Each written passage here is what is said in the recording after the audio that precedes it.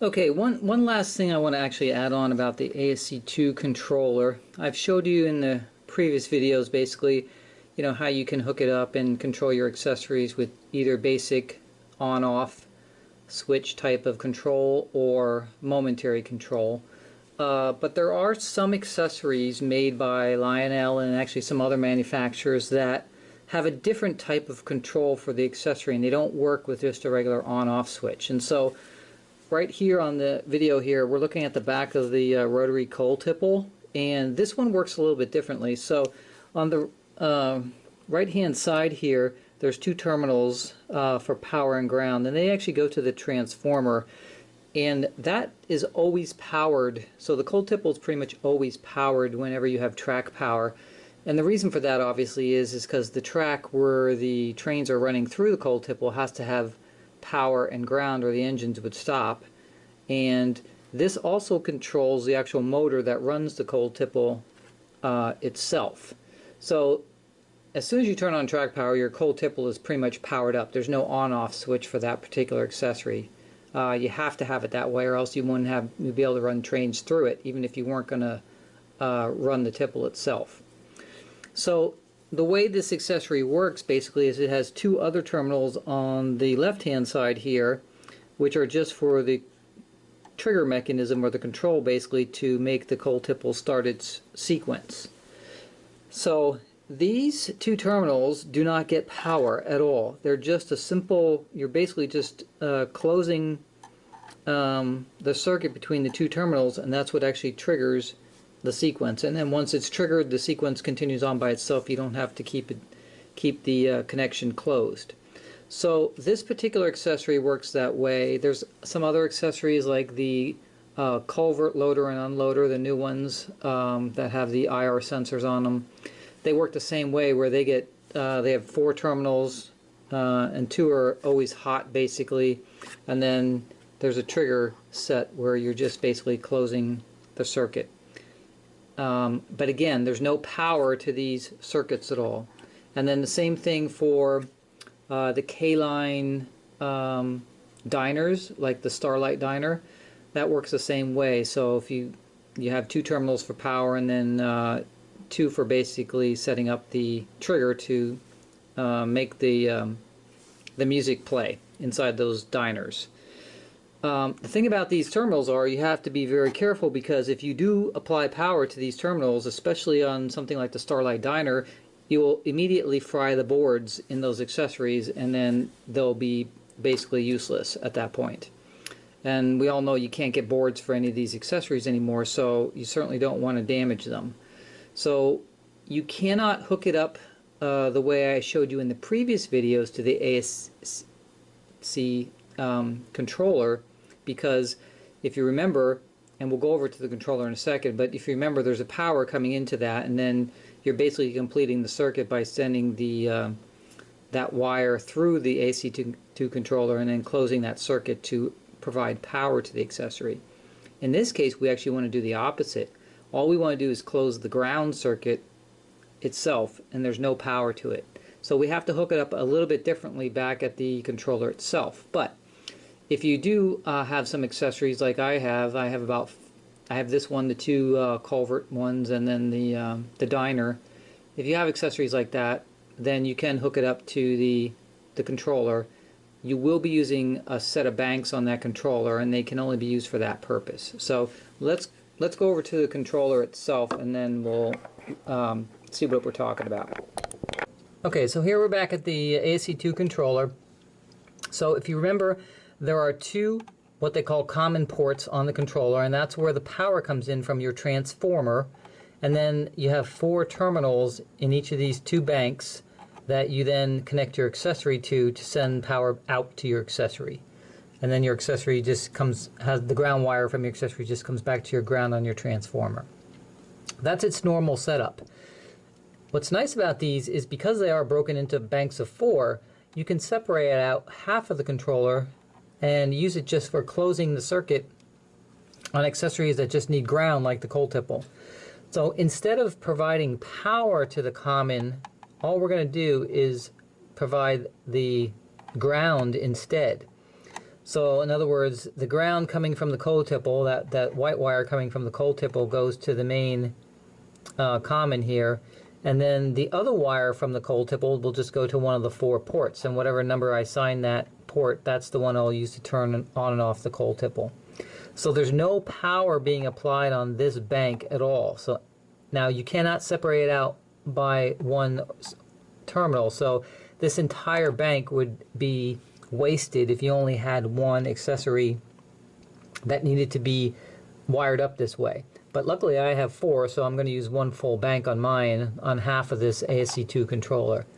So, but you can split it out because they did that nice design where it's split into 2 banks of 4. So this wire, this ground wire, is actually what I'm going to do here is this wire is going to go out underneath the layout, and I'm going to hook all 4 of my accessories to that ground wire. So one of the wires coming off of those 2 terminals is going to be, they're going to be all spliced together and come back into this one terminal here, and then the individual terminals on the other terminal that I have to hook it up to on each individual accessory, one will come back here from each accessory. So one for the cold tipple, one for the culvert unloader, one for the loader, and one for the starlight diner.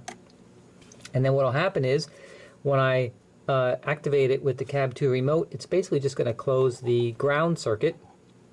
So it's just basically you're completing your wires if you were just touching them together, and then that will trigger the accessory to start. Now on the cold tipple and the starlight diner, those only require a momentary touch to get them started, so I would use the aux1 button. So again, if you remember from my previous videos, aux1 is the momentary, so I would just hold it down for a second until the sequence starts, and then I could let it up.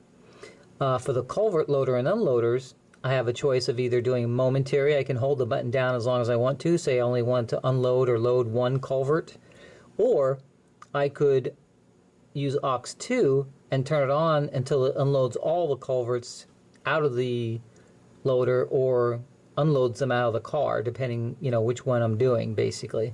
So each one of those I can control with the aux1 or the aux2 button on the cab 2 remote. So that's really the only difference, but when you're wiring up your accessories, be very careful that you don't accidentally apply power to those 2 terminals on those special accessories that just use a simple closed circuit to trigger them.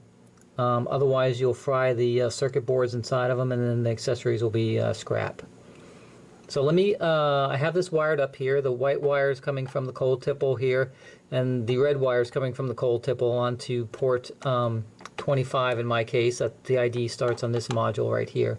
So if we apply track power to power up the track, the cold tipple will be active, and then if I do aux1 on the cab 2 using ID 25, it should trigger the sequence. So let's go try it. Okay, so here we are at the cold tipple, and basically you can see I have a hopper car inside here, and the red LED's lit, so that means it's in the right position. So imagine there was an engine and a whole train of cars, and we pulled into the cold tipple, and basically the car is in the right position now.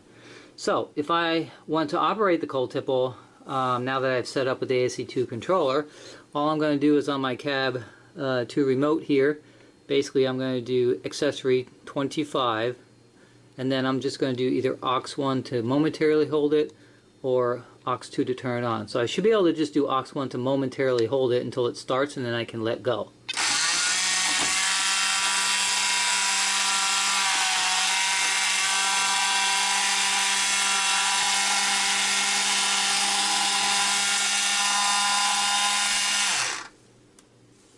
And you can see that it ran its sequence. So then to bring it back to where it was, same thing on the cab 2 remote. I'm just going to do aux1 for a second.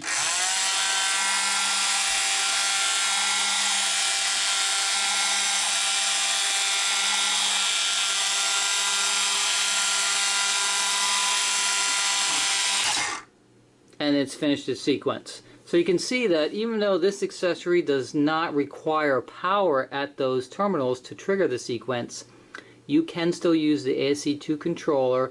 It's just that you have to separate out one of the banks and make sure that no power is being supplied to that bank, and you just use a ground wire and you hook one side of your accessory to that ground, and then the other side to one of the 4 terminals, whichever number you're going to assign it to on the ASC2 controller. So that would be the same thing if you were doing it on the cold tipple. So if we look on the back here, you can see on the back of the cold tipple here, it's the same thing. There's 2 transformer terminals and 2 switch terminals on each of these, and they work the exact same way basically. And then the same thing on the Starlight Diner.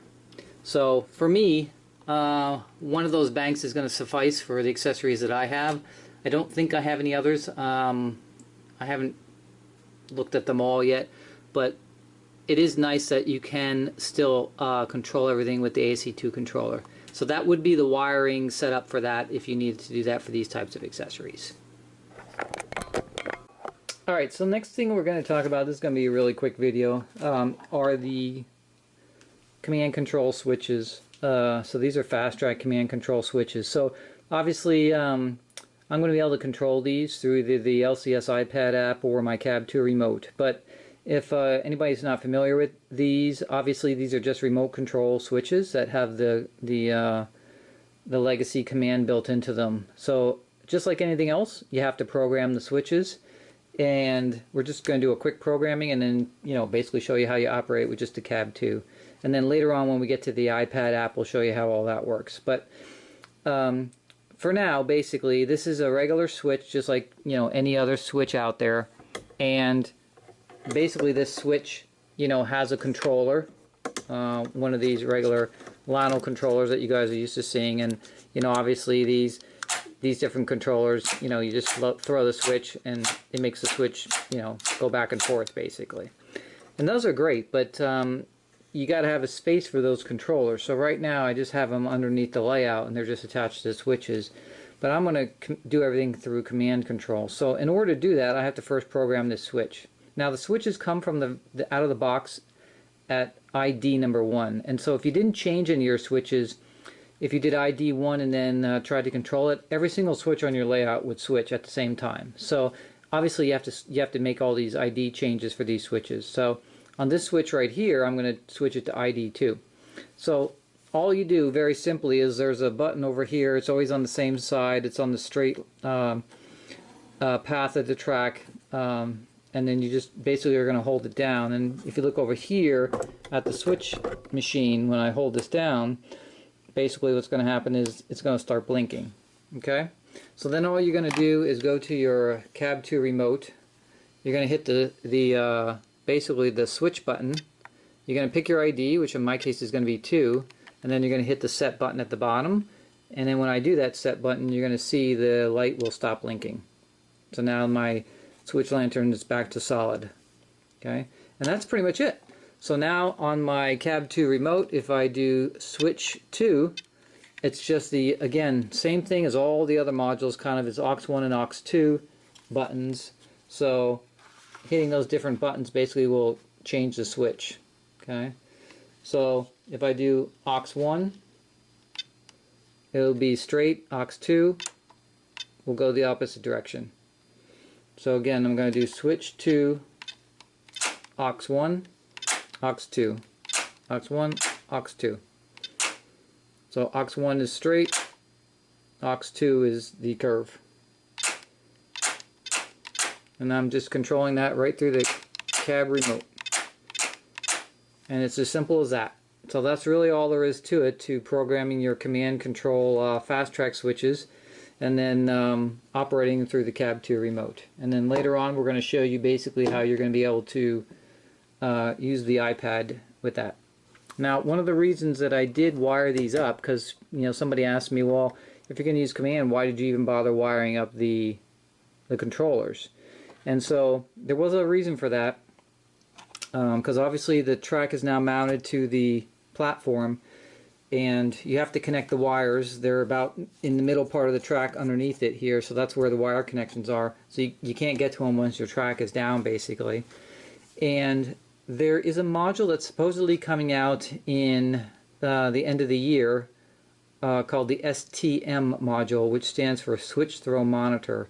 And what that module is for is to monitor the position that the switch is in for the LCS app. So one of the problems with the LCS app, which we'll see when we get to it, is that when you're on the LCS app and you're controlling your switches through the app, they'll switch back and forth, and on the app it shows green or red, and so visually on the app it shows you which way your switch is currently set.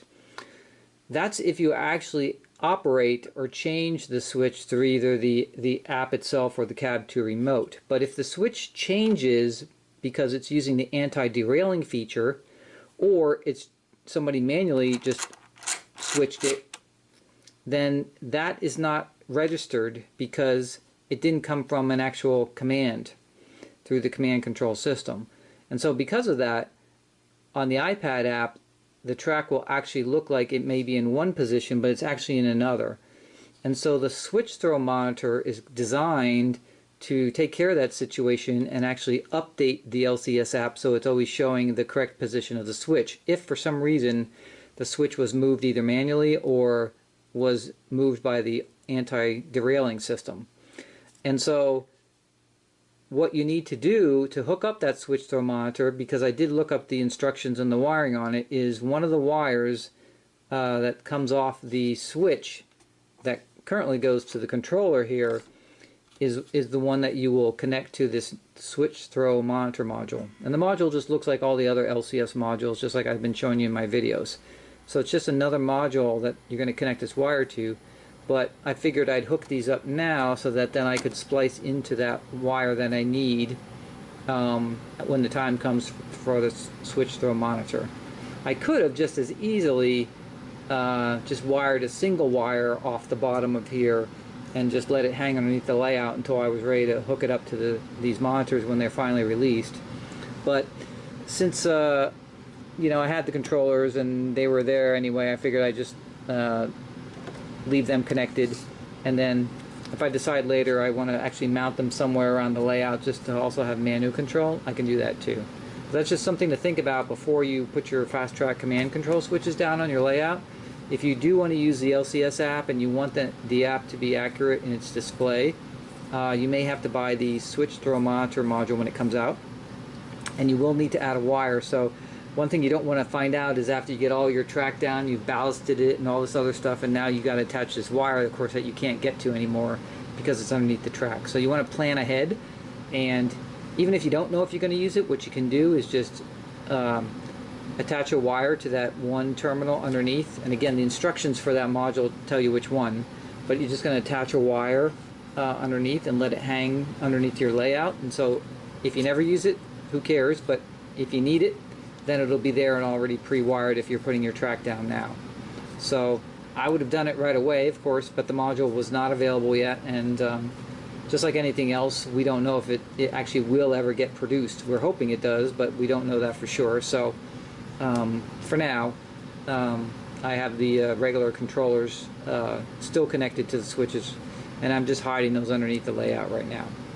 But that's it for the command control switches, and we'll get to their operation in the app later on when we get to the app portion of this episode.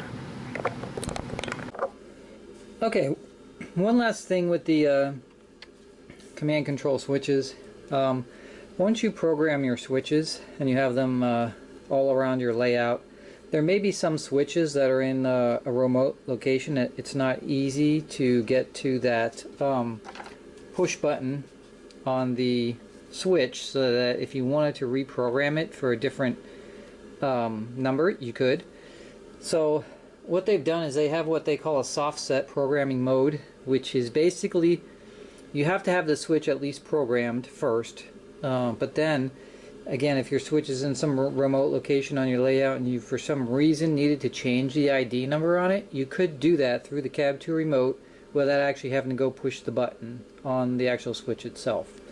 So the way you do that is first you address the switch itself. So in this case, the one I have right here is 3, so I'm just going to go to switch 3, and then I'm just going to test it, and you can see when I push the aux1 and aux2 it's switching. So I've got that one set there. So then what you do is you have to push the set button 5 times slowly, and then once you do that, you're going to see the switch light is going to be basically flashing. And once it starts flashing, then you press switch, and then what the new number is that you want, and then the set button. And then it'll again keep flashing for about 5 more seconds and turn off, and then it should be set. But you only have so much time because it does time out if you don't do it fast enough. So basically, this is set to ID number 3 here. So I'm gonna change this to ID number 2 instead. So I've already addressed it, so I know I'm on ID 3 right now. Okay. So all I'm going to do is on the set button down here at the bottom, basically, I'm just going to hit it 5 times slowly. So it's just going to be 1, 2, 3, 4, 5. You see the lights blinking. Now I'm going to go switch 2 and then set. And it blinked really fast again, and now it's blinking. And then it should stop blinking basically. And then when it stops blinking, it's programmed. So now this switch should be set to ID number 2. So if I go switch 2 and I do the aux buttons, you can see it's now on 2. And if I do switch 3 and I do the buttons, nothing happens because it's not programmed to that one anymore. So basically you don't have to push that button that's all the way over here on the side of the track to program it once it's programmed. And they all come from the factory with ID 1 programmed into them. So basically you could technically put these on your track all around your layout and then program them all from the Cab 2 remote, all the, one by one, using that sequence of button pushes on the Cab 2 remote. So the main key is you just make sure switch is addressed. Then you hit the set button slowly 5 times until the switch lantern starts blinking, and then you quickly do switch and then whatever the new number it is you want and set button. And then you wait for it to stop blinking, and then it's ready to go. So just a side note on that, some of you guys may have some command control switches and it's a pain because they're far away and you can't reach them. So there is this soft set programming option in the Fastrack switches if you need it.